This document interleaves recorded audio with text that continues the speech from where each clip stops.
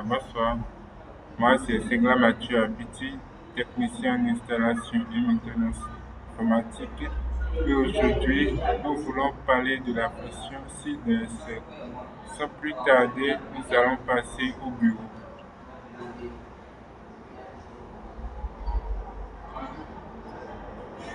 Ok.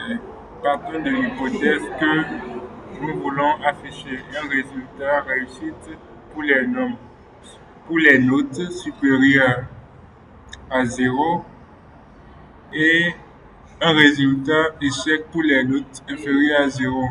Ce qui veut dire que les cellules en bas de résultat seront des cellules conditionnées.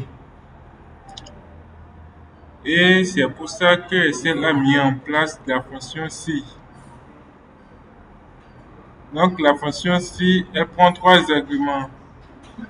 Le premier argument, c'est la condition. Le deuxième argument, c'est le traitement effectué lorsque la condition est vraie.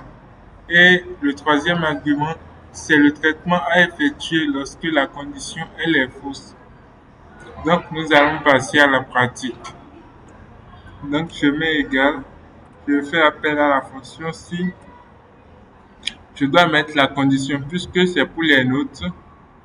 Je mets la première note, ok, je fais inférieur à 10, inférieur à 10, inférieur à 10. Ok, maintenant ça reste le second argument. C'est le traitement qu'il fait lorsque la condition elle est vraie.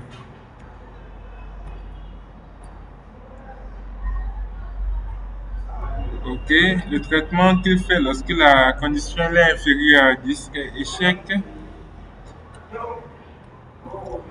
Et le traitement qu'il fait lorsque la condition elle est supérieure à 10, c'est succès.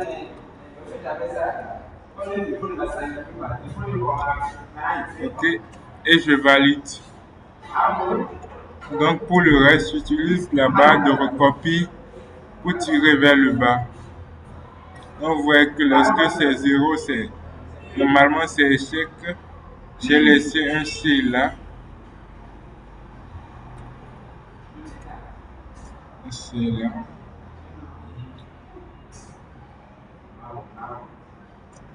Euh, je corrige en haut. Ok, et je tire pour corriger les autres. Et puis c'est bien. Donc, pour ceux qui souhaitent continuer ou approfondir leurs connaissances en Excel, la formation, elle est juste à 5000 francs et elle inclut Word, Excel, PowerPoint. Elle est en cours vidéo et lorsque vous suivez les vidéos et que vous avez des préoccupations ou des points d'ombre, vous me laissez des messages sur WhatsApp et je réponds dès que possible. Et si ça ne marche toujours pas, on fera du télétravail, c'est-à-dire je prendrai le contrôle de votre ordinateur à distance et on exécute le programme en temps réel. Et si vous avez retenu quelque chose de la vidéo, veuillez nous le mentionner en commentaire ou bien s'il y a des apports ou des suggestions d'apports à faire, je serai ravi de les entendre. Sur ce, bonne soirée.